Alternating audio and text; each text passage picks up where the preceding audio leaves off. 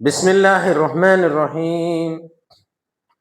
क़द अफ़्लहल मुअमिनून अल्लज़ीना हुम फ़ी सलातिहिम ख़ाशिऊन वल्लज़ीना हुम अनिल लग़्वी मुअरिदून वल्लज़ीना हुम लिज़्ज़काति फ़ाइलून वल्लज़ीना हुम लिफ़ुरूजिहिम हाफ़िज़ून इल्ला अला अज़वाजिहिम औ मा मलकत ऐमानुहुम फ़इन्नहुम गैरु मलूमीन फमन इब्तगा वरा ज़ालिका व उलाइका हुमुल आदून वल्लज़ीन हुम लिअमानातिहिम व अहदिहिम राऊन वल्लज़ीन हुम सलवातिहिम युहाफ़िज़ून उलाइका हुमुल वारिसून अल्लज़ीना यरिसूनल फ़िरदौस हुम फ़ीहा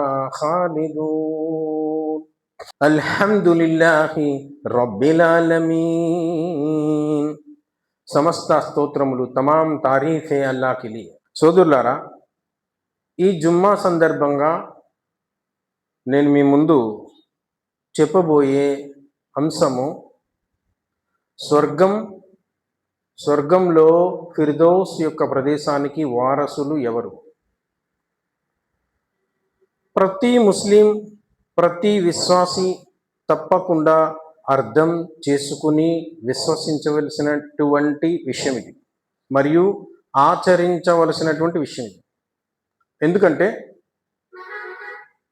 అందరూ ఈ దునియాలో ప్రతి ముస్లిం, ప్రతి విశ్వాసి కూడా జన్నత్ కోరుకుంటాడు. అయితే ఆ జన్నత్కి, ఆ స్వర్గానికి వెళ్ళే గుణగణాలు నాలో ఉన్నాయా లేవా అని మాత్రం ఆలోచన చేయదు. అందుకే ఇన్షా అల్లా నేను ఈ అంశాన్ని మీ ముందు చెప్పడానికి ప్రయత్నిస్తున్నాను, అర్థం చేసుకోవాలి. మరి ఈ అంశానికి సంబంధించి నేను ఖుత్బా ప్రారంభంలో సూరే అల్ ముమినూన్ 23వ సూరా 1 నుంచి 11 ఆయతులు పఠించాను. ఈ ఆయతులో అల్లాహ్ సుబ్హానహు వ తఆలా ప్రధానంగా, ముఖ్యంగా 7 విశ్వాసుల యొక్క గుణగణాలు తెలియపరిచాడు. మరి ఎవరిలో అయితే ఈ ప్రాముఖ్యమైన గుణగణాలు ఉన్నాయో వారు స్వర్గానికి వారసులు, స్వర్గంలో ఫిర్దౌస్ యొక్క ప్రదేశానికి వారసులు అవుతారు అన్నాడు. మరి ఏంటి ఆ 7 గుణాలు? قد أفلح المؤمنون الذين هم في صلاتهم خاشعون. నిశ్చయముగా విశ్వాసులు సాఫల్యం పొందారు, వారు తమ నమాజులలో అనుకువ కలిగి ఉంటారు. ఒక గుణం చెప్పాడు. الذين هم في صلاتهم خاشعون والذين هم عن اللغو معرضون. మరియు వారు పనికి మాలిన మాటలను పట్టించుకోరు, వ్యర్థమైనటువంటి విషయాలకి దూరంగా ఉంటారు. వల్లదీన హుం లిజకాతి ఫాయిలూన్. మరియు జకాత్ యొక్క విధిధానాన్ని, వారిపై విధించినటువంటి విధిధానాన్ని పాటిస్తారు. వల్లదీన హుం లిఫురూజిహిం హాఫిజూన్ ఇల్లా అలా అజ్వాజిహిం ఔ మా మలకత్ ఐమానుహుం ఫఇన్నహుం గైరు మలుమీన్ ఫమన్ ఇబ్తగా వరా ذلك وأولئك هم العادون. మరియు వారు తమ మర్మస్థానాలను కాపాడుకుంటారు. తమ భార్యల విషయంలో మరియు తమ యాజమాన్యంలోకి వచ్చినటువంటి స్త్రీల విషయంలో తప్ప వారిపై ఎలాంటి నింద లేదు. ఇది తప్ప వారు ఏది కోరుకున్నా కానీ నిందార్హులవుతారు అని అల్లాహ్ ఇక్కడ చెప్తున్నాడు. వల్లదీన హుం లియమానాతిహిం వఅహదిహిం రాఊన్. మరియు అమానతు విషయంలో కడు అప్రమత్తంగా ఉంటారు. వల్లదీన హుం సలవాతిహిం యుహఫిజూన్.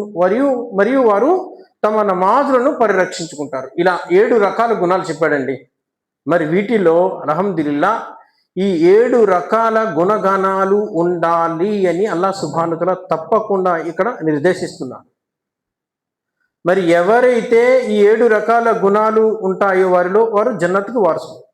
మరి ఒక ముస్లింగా, ఒక మోమిన్గా మనలో ఈ 7 రకాల గుణాలు ఉన్నాయా?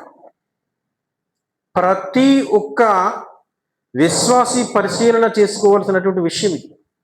ఎందుకంటే ఈ 7 రకాల గుణాల్లో ఏ ఒక్క గుణం లేకపోయినా, ఏ ఒక్క గుణంలో లోపమున్నా మనం జన్నత్కి వెళ్ళలేము.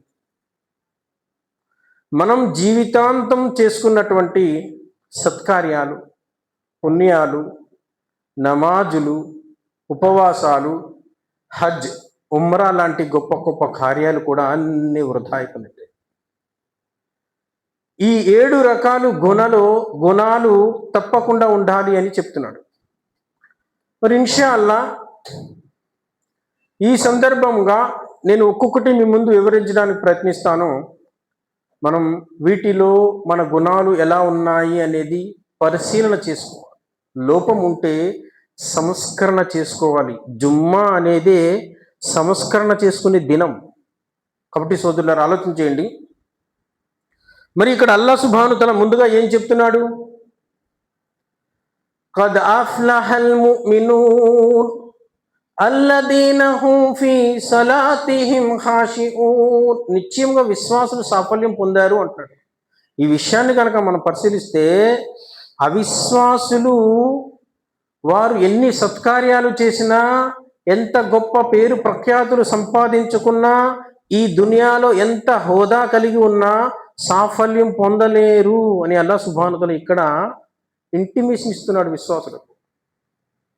ఎందుకంటే ఒక హదీస్ వస్తుంది. ఆ హదీస్లో అమ్మ ఆయిషా రజియల్లాహు అన్హా వారు ప్రవక్త ముహమ్మద్ సల్లల్లాహు అలైహి వసల్లం వారిని అడిగారు, దైవ ప్రవక్త, అవిశ్వాసుల్లో చాలా మంది ఎన్నో పుణ్యాలు చేసుకున్న వాళ్ళు ఉంటారు కదా, మరి వారిలో విశ్వాసం ఉండదు కదా, స్వర్గానికి వెళ్తారా అని.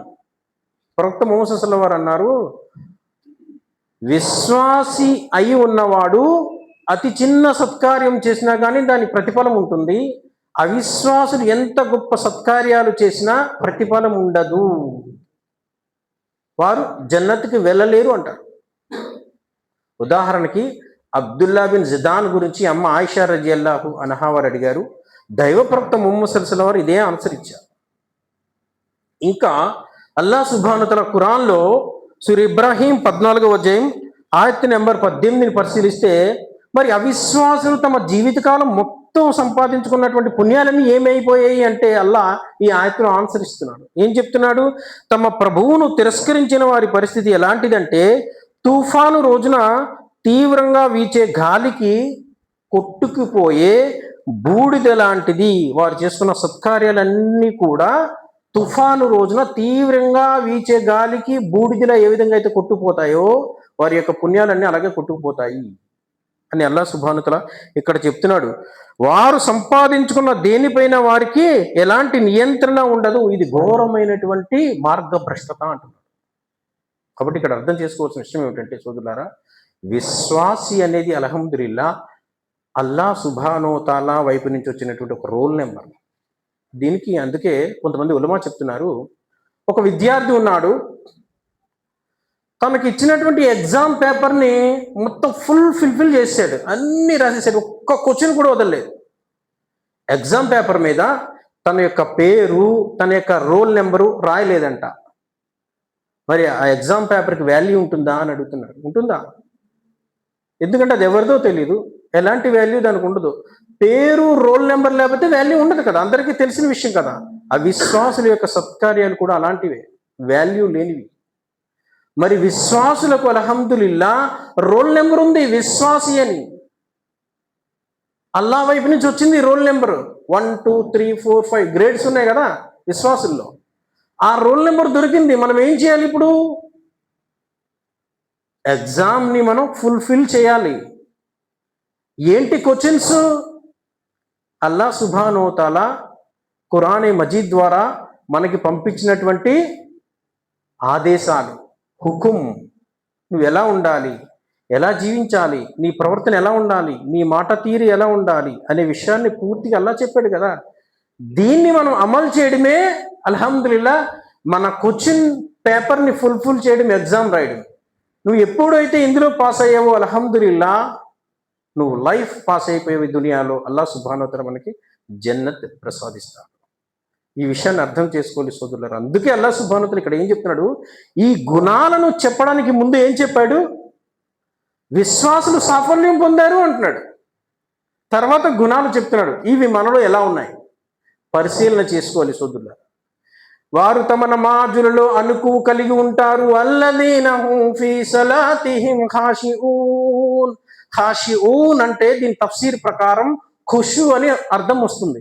ఖుషు అంటే ఆ అల్లా ముందు నమాజ్ కోసం నిలబడినప్పుడు భయం, భక్తి, శ్రద్ధ, మానసిక ఏకాగ్రత, తన మనస్సును అల్లాపై పూర్తిగా లగ్నం చేయడం అనే అర్థాలు వస్తాయి అని ఇక్కడ తఫ్సీర్ రాయడం జరిగింది. మరి ఇమాం ఇబ్న్ కసీర్ రహ్మహుల్లా వారు చెప్తున్నారు, ఒక మనిషిలో ఖుషూ పుట్టాలి అంటే ఎప్పుడైతే తన యొక్క హృదయాన్ని నమాజులో నిలబడినప్పుడు అల్లా ముందు నిలబెట్టడం జరిగిందో తద్వారా వచ్చినటువంటి భయం ద్వారా ఖుషూ పుడుతుంది అన్నారు.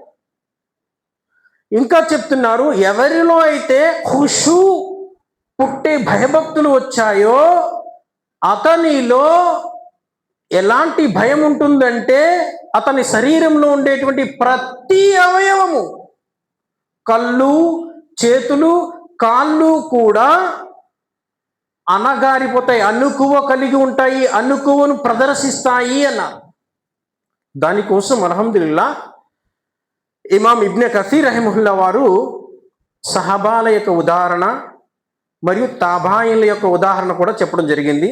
కొన్ని వివరిస్తాను, అర్థం చేసుకోండి సోదరులారా. ముందుగా అబ్దుల్లా బిన్ జుబైర్ రజియల్లాహు అన్హు వారి గురించి చెప్పారు. ఈయన ఎవరు? అబూ బకర్ రజియల్లాహు అన్హు వారి యొక్క మనవుడు. ఈయన అల్లా ముందు నిలబడి నమాజు చదివేటప్పుడు ఎలా నిలబడేవాడు అంటే ప్రాణం లేనటువంటి ఒక కర్ర ముక్కలాగా, గోడలో అమర్చబడినటువంటి స్తంభంలాగా, ఒక పిల్లర్ లాగా అటు ఇటు ఎటు కూడా కదలకుండా అలాగే నిలబడి ఉండేవాడంట. అంతలాగా అల్లా ముందు ఖుషూ కలిగి ఉండేవారు. మనస్సును ఏకాగ్రతతో అల్లాపై లగ్నం చేస్తూ ఉండేవారు. నమాజులో లీనమైపోయేవారు. చుట్టూ అసలు ఏమి జరుగుతుందో కూడా ఆయనకి తెలియదు. దునియాతో సంబంధం లేకుండా ఆయన అలా నిలబడి అల్లా ముందు నమాజు ఆచరించేవారు. ఆకాశంలో ఎగిరే పక్షులు సైతం కిందకి దిగి ఆయన యొక్క తలపై మరియు ఆయన యొక్క భుజాలపై వాలి చాలాసేపు ఉండి వాటి యొక్క కాలకృత్యాలు సైతం తీర్చుకుని వెళ్ళిపోయేవంట. అంటే అర్థం చేసుకోవాల్సింది ఏంటి, అంత భయభక్తులతో అటు కానీ ఇటు కానీ ఎటు కూడా కదలకుండా అల్లా ముందు అలాగే నిలబడి ఒక స్తంభంలాగా నిలబడి నమాజ్ ఆచరించి, ఇది ఖుషూ అంటే అన్నారు అల్లాహ్. అలాంటి భయభక్తులు ఉండాలి సోదరులారా నమాజ్. ఈ రోజుల్లో ఎవరిలోనే ఉన్నాయా? ఇంకా చూడండి, దీనికి సంబంధించి ఒక చిన్న ఉదాహరణ కూడా చెప్పారు. ఈయన ఏ విధమైనటువంటి స్థాయి ఉండేదంటే ఈయనలో ఖుషూ అనేది, ఈయన ఒకసారి మక్కాలో నమాజు ఆచరిస్తూ ఉన్నప్పుడు హజ్జాజ్ బిన్ యూసుఫ్ అని తన సైన్యాన్ని తీసుకుని మక్కాపై దండెత్తాడు. ఎలాంటి దినచర్య అంటే అది చాలా క్రూరమైనది అన్నమాట. ఎందుకంటే అదొక రాజకీయ కుట్ర అని కొంతమంది పండితులు విశ్లేషించారు. వాస్తవానికి ఆయన ఆ ప్రాంతానికి ఆయనే ఖలీఫా. ఎవరు? అబ్దుల్లా బిన్ జుబైర్ రజియల్లాహు అన్హు వారు. ఇది హిజ్రత్ శకం 72వ సంవత్సరంలో జరిగిన సంఘటన. ఆయన 9 సంవత్సరములు మక్కా నుంచి పరిపాలన చేశారు. అబూ బకర్ రజియల్లాహు అన్హు వారి యొక్క మనవుడు అబ్దుల్లా బిన్ జుబైర్ రజియల్లాహు అన్హు వారు. డమాస్కస్ సిరియా ప్రాంతానికి ఉమయ్యద్ ఖలీఫా అని ఒకడు ఉండేవాడు. వాడు ఏం చేశాడంటే మొత్తం అరబ్బు సామ్రాజ్యాన్ని అంతటిని కూడా తన ఆధీనంలోకి తీసుకోవాలి అనే ఒక దుర్బుద్ధితో హజ్జాజ్ బిన్ యూసుఫ్ వాడి వద్ద ఉండేటువంటి ఒక క్రూరుడైనటువంటి సైన్యాధికారి అన్నమాట. ఒక పెద్ద సైన్యాన్ని ఇచ్చి వెళ్ళి మక్కాపై దండెత్తండి, వీళ్ళని చంపేయండి అన్నాడు. అప్పుడు దండెత్తడానికి వచ్చారనమాట. వీడు ఎంత క్రూరుడంటే ఆ సందర్భంలో అబ్దుల్లా బిన్ జుబైర్ రజియల్లాహు అనేవారు, ఆయన కూడా ఉండేటువంటి అనుచరులు కాబాలో ఆశ్రయం పొందుతున్నారు. యుద్ధంలో పోరాడలేక, అక్కడ సమయం కుదరక, సందర్భం సరిగ్గా లేక ఆశ్రయం పొందుతున్నారు. వీడేం చేశాడంటే కాబా చుట్టూ ఉన్నటువంటి పర్వతాలపై పిరంగులు పెట్టి రాళ్లను పిరంగుల నుంచి కొట్టేవాడు. ఆ దెబ్బలకి కాబా పాక్షికంగా దెబ్బతింది. ఆ సందర్భంలో కాబా కూడా నిప్పు అంటుకుంది అని చరిత్ర చెప్తుంది. ఆ విషయాల్లో చాలామంది విశ్వాసులు, చాలామంది అనుచరులు రాళ్ల దెబ్బలకి తగిలి చనిపోయిన వారు ఉన్నారు, చాలా దెబ్బలు తగిలి వారు ఉన్నారు. ఆ సందర్భంలో నమాజు సమయం అయితే ఈయన నమాజు ఆచరిస్తూ ఉన్నారు. అబ్దుల్లా బిన్ జుబైర్ రజియల్లాహు వారు, ఒక రాయి వచ్చింది, ఆయన నమాజ్ ఆచరిస్తున్నారు, త్రుటిలో ఆయన యొక్క ప్రాణం పోద్ది, ఆ రాయి అతని శరీరాన్ని వదిలి అతని యొక్క బట్టలను తాకుకుంటూ వెళ్ళిపోయిందంట. అయినా ఆయనకి తెలియదు, అయినా ఆయనకి బయట ఏం దొరుకుతుందో అనేది ఏమీ తెలియదు. ఆయన నమాజ్లో నిమగ్నమైపోయారు. ఈయన రాస్తున్నారు, ఆయన నమాజులో ఎలాంటి నిమగ్నమై ఉండేవారు, ఆయన యొక్క మనసును అల్లాహపై ఎలా లగ్నం చేసి ఉండేవారు అనేది ఖుషు అనే దానికి ఒక ఉదాహరణ అని రాస్తున్నారు. అల్లాహ్ చూడండి సోదరులారా, నమాజ్ అనేది అల్హమ్దులిల్లా అంత భయభక్తులతో చదవాలి. అందుకే అల్లాహ్ సుబ్హానహు వ తఆలా ఇక్కడ ఏం చెప్తున్నాడు, విశ్వాసులు తమ నమాజులలో అనుకు కలిగి ఉంటారు అంటున్నాడు. అనుకు అంటే అది. అదేవిధంగా ముస్లిం బిన్ యసీర్ గురించి చెప్పారు. ఈయన ఒక తాబాయిన్. బస్రాలో ఈయన ఒక పెద్ద మస్జిద్ పక్కన నమాజు చదువుతూ ఉన్నారు. మస్జిద్లో ఒక గోడ పక్కన నమాజ్ చదువుతూ ఉన్నారు. ఈయన నమాజులో ఉండగా సడన్గా ఆ గోడ కుప్పకూలిపోయి పడిపోద్ది. ఎంత పెద్ద శబ్దం వస్తుంది అంటే ఆ శబ్దానికి ఆ మస్జిద్కి కొంచెం దూరంలో ఉండేటువంటి బజార్లో ఉండేవారు సైతం ఏమైంది అని పరుగు పరుగున అక్కడికి వస్తారు. ఆశ్చర్యంగా చూస్తుంటారు, ఉన్నట్టుండి ఏంటి ఈ గోడ ఎలా పడిపోయింది, ఇంత పెద్ద గోడ అని. పక్కనే ఆయన నమాజ్ ఆచరిస్తూ ఉంటారు. ఒక్క రాయి తగిలినా అతనికి ప్రమాదం, కానీ ఆయనకి తెలియదు. అసలు ప్రజలు వచ్చినట్టు తెలియదు, గోడ పడిపోయినట్టు తెలియదు. నమాజ్ అనంతరం సలాం తిప్పేటప్పుడు చూస్తారు ఆయన. నమాజ్ అయిపోయిన తర్వాత ఈ గోడ ఎప్పుడు పడిపోయింది అని పక్కన ఉన్న వ్యక్తిని అడుగుతారు. ఆయన చెప్తారు, అయ్యా మీరు నమాజ్ ఆచరిస్తున్నారు కదా, శబ్దం మీకు వినబడలేదా? లేదయ్యా, నాకు ఏ వినబడలేదు. అల్లాహు అక్బర్. ఈయన రాస్తున్నారు, నమాజులో లీనమవ్వడం అంటే ఇది. ఖుషు అంటే, ఖాషిఊన్ అంటే ఇలా ఉండాలి. ఆ అల్లాహ్తో సంబంధం పెట్టుకున్న తర్వాత చుట్టూ అసలు ఏమి జరుగుతుందో కూడా తెలీదు. అలాంటి నమాజులు ఆచరించేవారు సహబాలు, తాబాయిన్లు. అలాంటి నమాజు గురించి అల్లాహ్ చెప్తున్నాడు, విశ్వాసులు తమ నమాజులలో అనుకువ కలిగి ఉంటారు. అనుకు అంటే అది సోదరులారా. మరి ఈ రోజు మన నమాజులు ఎలా ఉన్నాయండి చెప్పండి? ఈ రోజులు మన నమాజులు ఎలా ఉన్నాయి? అసలు మనం ఎలా ఆచరిస్తున్నాం? ఈ రోజులు నమాజులు ఎలా ఉన్నాయంటే, ఒక మాట చెప్పాలంటే ఈ కాలం ఎంత ఫాస్ట్గా వెళుతుందో నమాజులు కూడా అంత ఫాస్ట్గా వెళ్ళిపోతూ ఉన్నాయి. తొందరగా వజూ చేసేసుకుంటాము, తొందరగా లోపలికి వచ్చేస్తాము, ఇమాముగా వెనకాల తొందరగా నిలబడిపోతాము, నమాజ్ తొందరగా చదివేస్తాము, తొందరగా వెళ్ళిపోతాము. ఇది నమాజుల యొక్క పరిస్థితి. మన వాళ్ళ యొక్క నమాజుల యొక్క పరిస్థితి ఇది. వజూ పరిశుభ్రంగా అయిందా లేదా కూడా తెలియని పరిస్థితి. వజూ పరిశుభ్రంగా, హదీస్ ప్రకారం వజూను పరిశుభ్రంగా మనం చేసుకుంటున్నామా లేదా? లేదు. వితిన్ టక కుళాయి ఇప్పేయడం, టక వజూ చేసుకుని వచ్చేయడం. ఏంటి అసలు వజూ పరిస్థితి ఏంటి? ఎలా ఉందో కూడా తెలియని పరిస్థితిలో వజూలు చేసుకుంటున్నాం. నమాజులు కూడా సింగిల్గా చదువుకున్నప్పుడు చూడండి, టక చదివేసుకుంటాడు, వెళ్ళిపోతాడు. కనీసం ఉన్న మసీదులో 5 నిమిషాలైనా అసలు ప్రశాంతత ఉందండి? అసలు ప్రశాంతంగా నమాజ్ చదువుకుంటున్నామా? అసలు అల్లా ముందు మనం ఉన్నాము, అల్లా మనల్ని చూస్తున్నాడు, మనల్ని గమనిస్తున్నాడు. నమాజులో భయం ఉండాలి, అనుకు ఉండాలి అనేది అసలు ఒక్క సూత్రమైన ఈ రోజుల్లో పాటించే వాళ్ళు ఉన్నారా? పాటించే వాళ్ళు ఉన్నారు, కానీ చెప్తున్నాం ఎక్కువ శాతం ఎలా ఉన్నారు? ఎక్కువ శాతం ఎలా ఉన్నారు? గుమ్రా అయిపోయే మార్గానికి దగ్గరగా ఉండేటువంటి నమాజులు ఆచరిస్తూ ఉన్నారు. అస్తగ్ఫిరుల్లాహ్. అలాంటి పరిస్థితి. ఇంకా మనకి ఖషూన్ అనేది ఎలా పుడుతుంది బాడీలో? మన శరీరంలో ఖుషు ఎలా పుడుతుంది చెప్పండి? నమాజులు చదువుకునే వాళ్ళే సంఖ్య తక్కువ. ఎందుకంటే 95% జుమ్మా నమాజులే ఉన్నారు ఈ రోజుల్లో. 5 పూటల నమాజ్ చదువుకుంటూ వాళ్ళు లేరు. అందుకే మన మీద ఇంత దారుణంగా జులుము రావడానికి కారణం, రకరకాల ప్రజలు మనపై జులుముని ఎందుకు ప్రదర్శిస్తున్నారంటే నమాజీలు కాదు, అల్లాతో సంబంధాలు సరైన పరిస్థితుల్లో లేవు, తెగ్గొట్టుకునే విధంగా ఉన్నారు. ఉన్న 5% జుమ్మా ముస్లింలైనా ఎలా ఉన్నారంటే ఎంత తొందరగా వచ్చామో ఎంత తొందరగా పోయామో. ఉన్న పర్సెంటేజ్లో ఈ 5%లో అయినా 5 పూటలు నమాజ్ చదువుకునే వాళ్ళు ఎలా ఉన్నారంటే తొందర అంతా తొందరే, ప్రశాంతత అనేది లేదు, ఖుషు అనేది లేదు. అలాంటి పరిస్థితులు ఉన్నారు. అల్లాహ్ సుబ్హానహు వ తఆలా ఇలాంటి పరిస్థితుల నుంచి మనల్ని కాపాడుగాక, ఆమీన్. అందుకే చూడండి, ఇమాం ఇబ్న్ కసీర్ రహిమహుల్లా వారు నమాజులో భయభక్తులు ఖుషు పుట్టాలి అంటే 3 సూత్రాలు చెప్పారు. 3 సూత్రాలు.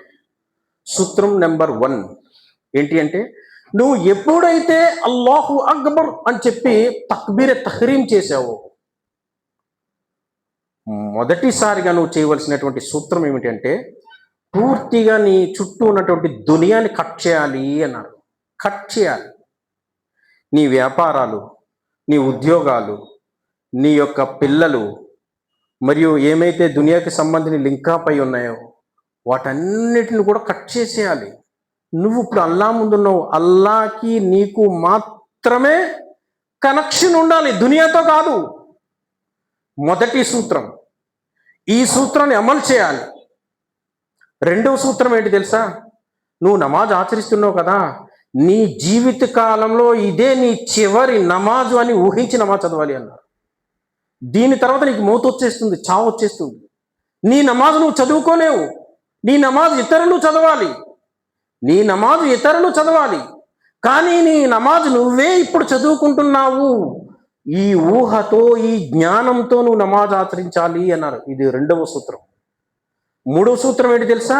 నువ్వు అల్లాహు అక్బర్ అని చెప్పి నమాజ్లో కూర్చున్నావు కదా, నుంచున్నావు కదా, నమాజ్లో నుంచున్నప్పుడు నువ్వు చదివే ప్రతి ఆయత్తు, ప్రతి దువా యొక్క అర్థాన్ని, భావాన్ని నువ్వు అర్థం చేసుకుంటూ నువ్వు నమాజ్ ఆచరించాలి అన్నారు. ఉదాహరణకి అల్లాహు అక్బర్ అని చెప్పి సనా పఠించాము, అల్హమ్దులిల్లాహి రబ్బిల్ ఆలమీన్, అల్లా సమస్త స్తోత్రాలు అల్లా నీకే చెల్లుతాయి.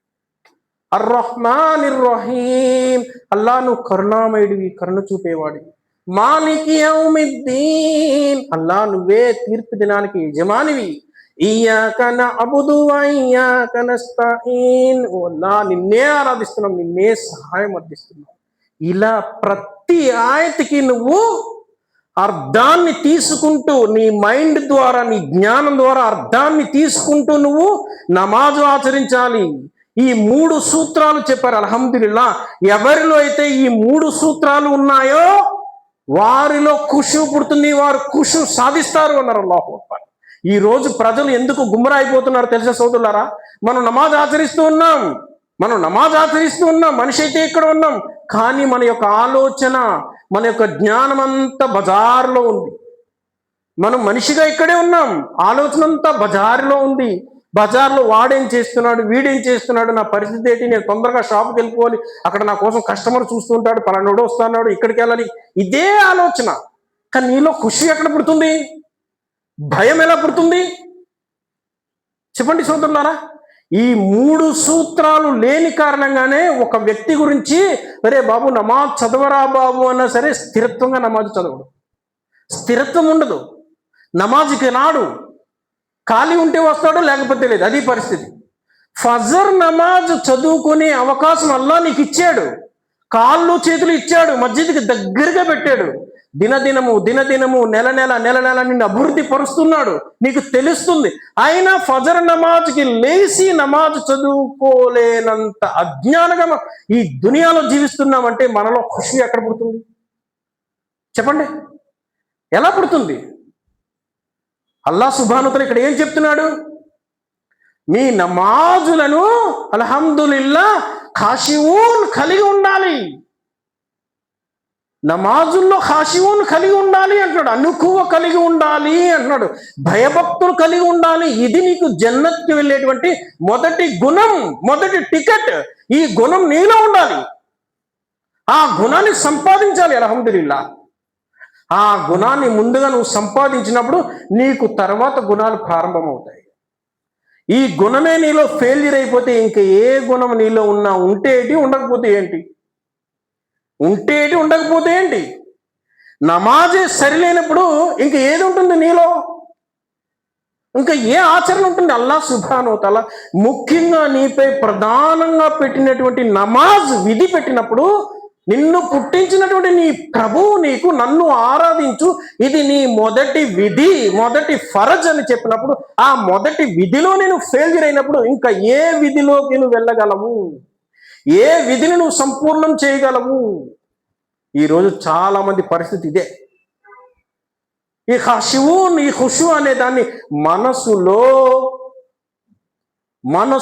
ఉంచుకోకపోవడం వల్ల చాలా మందికి ఎన్నిసార్లు చెప్పినా కానీ నమాజ్ గురించి వారు ఏ విధంగా అయితే గైర్ యొక్క ఆచరణలు ఉంటాయో, కుఫుర్ చేసే ఆచరణలు ఉంటాయో, ఆ ఆచరణలలోకి ప్రజలు పోతున్నారంటే కారణం ఇది. ఈ 3 సూత్రాలు కలిగి ఉండాలి. సోదరు అర్థం చేసుకోండి. మీకు అర్థం అవ్వకపోతే జుమ్మా అయిన తర్వాత అడగండి. ఈ 3 సూత్రాల గురించి మరలా రిపీట్ చేస్తాను. 3 సూత్రాలు అంత ప్రాధాన్యమైనవి. అల్హమ్దులిల్లా. అయితే గ్రహించండి, ఇక్కడ నేను మొదటి గుణగణం గురించి చెప్పాను. రెండవది ఏంటి? అల్లదీన హుం సలాతిహిం ఖాషిఊన్ వల్లదీన హుం అనిల్ లగ్వి ముఅరిదూన్. లగ్వు అన్నాడు అల్లా ఇక్కడ. అంటే వ్యర్థమైనటువంటి విషయాలు, పనికి మాలిన మాటలు, నిరర్ధకమైనటువంటి పనులు, ఇహం మరియు పరలోకం, ఈ రెండిటిని కూడా నష్టాన్ని చేకూర్చేటువంటి ఆచరణలు, విధానాలు చేయడం వ్యర్థం. ఇమాం ఇబ్నే కసీర్ రహిమహుల్లాహ్ వారు దీని గురించి చెప్తున్నారు. ఇవి ఒకటే కాదు, ఇవే కాదు, మనిషి ఏ విషయంలో అయితే సమయాన్ని వృధా చేస్తాడో, తన సమయాన్ని, విలువైన సమయాన్ని వృధా చేస్తాడో, ఇదంతా కూడా వ్యర్థమైనదే. లగ్వు అనే పదంలోకి వస్తుంది అన్నారు. అయితే గ్రహించండి, సమయాన్ని వృధా చేసేటువంటి వ్యర్థమైన విషయాలు ఏంటి? చాలామంది 95% చాలామంది ఇదే చేస్తున్నారని చెప్పచ్చు. ఎందుకంటే ప్రతి ఒక్కడు చేతిలోని మొబైల్ ఉంది కదా. ఈ మొబైల్ యొక్క ఫీచర్స్, మొబైల్ ఉండేటి విషయాల్లో 100కి మీరు పరిశీలించండి, ఒక మనిషి ఎంతసేపు మొబైల్ యూజ్ చేస్తాడు? ఖాళీగా ఉన్నవాడు ఎంతసేపు యూజ్ చేస్తాడు? 24 గంటల్లో కనీసం ఒక 8-9 గంటలు పడుకుంటాడు అనుకోండి. ఏదైనా పని చేసుకుంటేవాడు ఒక 5-6 గంటలు పని చేసుకున్నాడు అనుకోండి, కనీసం ఖాళీగా ఉంటే ఒక 3-4-5 గంటలు వాడు ఉంటాడు. ఇందులో ఒక 4 గంటలు మ్యాక్సిమం ఒక రోజులో మొబైల్ చూస్తూ ఉన్నాడు అనుకోండి. ఖాళీగా ఉన్నవాడు, పని చేసుకునేవాళ్ళు కాదు, పని చేసుకునే వాళ్ళు సుమారు ఒక 2 గంటలు లెక్కేసుకోండి. ఒక 3-4 గంటలు, 2 గంటల వ్యవధిలో పనికొచ్చే విషయం ఏదైనా చూసాడంటే అది కేవలం ఒక పావు గంట 20 నిమిషాలు మాత్రమే చూస్తాడు, లేదా గట్టిగా ఒక అరగంట. మిగతా సమయమంతా కూడా వ్యర్థమయ్యే విషయాలు, పాపం చేకూర్చుకునే విషయాలు, పాపాలు నెత్తి మీద పడే విషయాలు, గుమ్రా అయిపోయే విషయాలు చూస్తాడు. ఈ నఫ్స్ని అల్లా వైపు నుంచి మరలించే విషయాలు చూస్తాడు. ఇవన్నీ కూడా వ్యర్థమే అన్నారు. అవన్నీ మొబైల్లో అవే కదా కనపడుతున్నాయి, అవే కదా ఉన్నాయి, ఇవన్నీ కూడా వ్యర్థమే. మరి చూసేటువంటి ఈ నఫ్స్ని అల్లా వైపు నుంచి మరల్చే చూసే ప్రతి వ్యర్థమైన విషయం గురించి ఆఖిరతులో అల్లాతో సమాధానం చెప్పుకోవాలి. ఎందుకంటే అల్లాహ్ సుబ్హానహు వ తఆలా మనకి శరీరంలో ఉండేటువంటి పార్ట్లన్నిటిని ఎందుకు ప్రసాదిస్తాడు అంటే వీటి నుంచి అల్లాహకి కృతజ్ఞత తెలుపుతూ ఇహ్సాస్ చేయడానికి, ఈ కళ్ళతో ఇహ్సాస్ చేయడానికి, ఈ హృదయంతో ఇహ్సాస్ చేయడానికి. ఆ ఇహ్సాస్ అనే లేనప్పుడు సమాధానం చెప్పాలి. వ్యర్థమైన విషయాలు చాలా డేంజరస్. అందుకే అల్లాహ్ సుబ్హానహు ఇక్కడ ప్రధానంగా 2వ గుణం చెప్పాడు. ఇంకా ఇమాం ఇబ్నే కసీర్ రహిమహుల్లాహ్ వారు చెప్తున్నారు, ఉత్తమమైనటువంటి విశ్వాస యొక్క లక్షణం ఏమిటి అంటే మనం ముందుకెళ్ళిపోతూ ఉన్నాము, ఒక వ్యర్థమైనటువంటి సందర్భము సంఘటన జరుగుతుంది. ఉత్తమమైన విశ్వాస లక్షణం ఏంటంటే దాన్ని తప్పించుకుంటూ వెళ్ళిపోవడం అన్న. ఇంకా ఒక విశ్వాసిలో ఇస్లాం ఉన్నతంగా ఉంది, ఎంతో అందమైనదిగా ఉంది అనే దానికి నిదర్శనం ఏమిటంటే వ్యర్థమైనటువంటి పనికి మాలినటువంటి విషయాలకు, ప్రయోజనకరం లేనటువంటి విషయాల్ని విడిచిపెట్టడం అన్నారు. ప్రయోజనకరం లేని విషయాల్ని విడిచిపెట్టడం అన్నారు. ఏంటి? ఉన్నతమైనటువంటి ఈమాన్కి నిదర్శనం అన్నారు. ఇవి ఉండాలి. కానీ ఈ రోజున మనం ఎలా ఉన్నారండి ప్రజలు? ఈ విషయాల్లో ఎలా ఉన్నారు ప్రజలు? తెల్లవారు లేచి పడుకునేంత వరకు అన్ని వ్యర్థమైన విషయాలే, అన్ని నిజంగా ప్రయోజనకరం రాదు. పరలోకానికి ప్రయోజనకరమయ్యే విషయం అనేది లేదు, చాలా తక్కువ. ఎక్కువ శాతం అన్నీ కూడా వ్యర్థమైన విషయాలే, వాటిలోనే మునిగిపోయి ఉన్నారు. ప్రజలంతా అందులోనే మునిగిపోయి ఉన్నారు సోదరులారా. ఇంకా మనం పరిశీలించినట్టయితే ఇండ్లలో చాలామంది టీవీలు ఉంటాయి కదా, దాంట్లో చూసి ఏం చూస్తారు? అందులో 99% అంత వ్యర్థమే. పాటలు, సంగీతము, dance, music, serials, web series ఎన్నైతే ఉన్నాయి ఇవన్నీ కూడా గుమ్రా అయిపోయాయి కదా. ఇలాంటి వారందరూ కూడా అల్లాహ్ సుబ్హానహు వ తఆలా ఖురాన్లో అంటున్నాడు, ఈ విషయాలు లహ్వల్ హదీస్ అంటాడు. లహ్వల్ హదీస్ అంటే మనసును అల్లాహ్ వైపు నుంచి మరల్చే విషయాలు, మనసును అల్లాహ్ ఏకాగ్రత వైపు నుంచి, అల్లాహ్ వైపు నుంచి మరల్చే విషయాలన్నీ కూడా లహ్వల్ హదీసే, వ్యర్థమైనటువంటి విషయాలే. అలాంటి వారికి పరాభవమైనటువంటి శిక్ష, అవమానకరమైనటువంటి శిక్ష ఉంది అంటాడు. సూర్య లుక్మాన్లో చెప్తుండే అల్లాహ్ సుబ్హానహు వ తఆలా విషయం. కాబట్టి సోదరులారా అర్థం చేసుకోవాలి, వీటికి దూరంగా ఉండాలి. అందుకే అల్లాహ్ సుబ్హానహు వ తఆలా ఇక్కడ ఏం చెప్తున్నాడు? అల్లదీన హుం సలవాతిహిం యుహఫిదూన్ వల్లదీన హుం అనిల్ లగ్వి ముఅరిదూన్ వల్లదీన హుం లిజ్జకాతి ఫాయిలూన్. ఇక్కడ మూడవ గుణం చెప్పాడు. ఏంటి అంటే జకాత్ యొక్క విధిదానాన్ని తప్పకుండా స్వర్గానికి వెళ్ళేవారు అమలు చేస్తారు. జకాత్ యొక్క విధిదానం, చాలా మంది దీనికి సంబంధించి మన ఉలమా, ఇస్లామియా స్కాలర్స్ చెప్పే విషయం ఏంటంటే అత్యధిక శాతం మంది విశ్వాసులు గుమ్రా అయిపోవడానికి కారణం జకాత్ అన్న. ఎందుకంటే ఈ ప్రపంచంలో అల్లాహ్ సుబ్హానహు వ తఆలా ధనవంతులుగా ఎక్కువ మందిని చేసింది ఎవరంటే ముస్లిమ్స్ అని స్కాలర్స్ చెప్తున్నారు. ముస్లిమ్స్లో ఉండేటువంటి జకాత్ని సరైన పరిమాణం రీతిలో తీస్తే గనక ఈ దునియాలో ఎవడు గరీబ్ అనేవాడు ఉండడంట. ఒక ముస్లిం తన వద్ద ఉండేటువంటి జకాత్ని పరిపూర్ణమైనటువంటి రీతిలో ఈ ప్రపంచంలో ఉండేవారందరూ తీస్తే గరీబ్ అనేవాడు ఎవడు ఉండడంట. అల్లాహు అక్బర్, ఎంత ధనం పెట్టాడండి. మరి ఎక్కువ శాతం గరీబులు ఎవరు ఉన్నారండి ఈ దేశంలో? ముస్లింలే కదా, ప్రపంచంలో కూడా వాళ్ళే ఉన్నారు కదా. మరి జకాత్ అంతా ఏమైపోతుంది? అసలు జకాత్ తీస్తున్నారా? ఏమైపోతుంది? స్కాలర్స్ చెప్పే మాట ఇది, సొంత మాటలు కాదండి. కారణం ఏంటంటే జకాత్ అనేది దాని యొక్క పరిమాణ రీతిలో చాలామంది తీయట్లేదు. జకాత్ పట్ల పూర్తి నిర్లక్ష్యం. అందుకే అల్లాహ్ సుబ్హానహు వ తఆలా ఇక్కడ చెప్తున్నాడు, వల్లదీన హుం లిజ్జకాతి ఫాయిలూన్. విశ్వాసులు స్వర్గాన్ని పొందేవారు, స్వర్గంలో ఫిర్దౌస్ యొక్క స్థానాన్ని పొందేవారు, జన్నత్కి వెళ్ళేవారు, వారిపై ఉండేటువంటి జకాత్ విధిదానాన్ని పాటిస్తారు. అల్హమ్దులిల్లాహ్. ఇది మూడవ గుణంగా ఇక్కడ అల్లాహ్ సుబ్హానహు వ తఆలా చెప్పాడు. వల్లదీన హుం లిఫురూజిహిం హాఫిదూన్. మరియు వారు తమ మర్మస్థానాలను కాపాడుకుంటారు.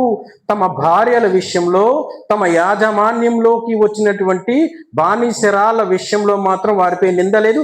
ఇది తప్ప ఏది కోరుకున్నా వారు నిందార్హులవుతారు అని అల్లాహే చెప్తున్నట్టు. అంటే మర్మస్థానాలను కాపాడుకుంటారంటే ఏంటి అర్థం? తమ భార్యల విషయంలో తప్ప ఏ విషయంలో అయినా పరదా అనేది లేకపోతే గుమ్మరా అయిపోతారు, వారు జన్నత్కి వెళ్ళే మార్గం నుంచి తప్పిపోతారు అని అల్లాహ్ సుబ్హానహు వ తఆలా ఇక్కడ చెప్తారు. తర్వాత ఏంటి? వల్లదీన హుం లియమానాతిహిం వాహ్దిహిం రాఊన్. అమానతు అనేది 2 విధాలుగా చెప్పడం జరిగింది.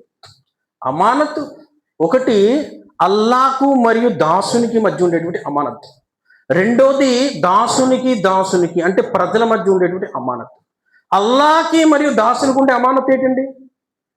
అల్లాహ్ సుబ్హానహు వ తఆలా షిర్క్, బహుదైవారాధన చేయకు, అల్లాకి సాటి కల్పించదు, లా ఇలాహా ఇల్లల్లా ఏదైతే పవిత్రమైన సద్వచనం ఉందో దానిపైనే ఉండాలి అన్నది అమానతు.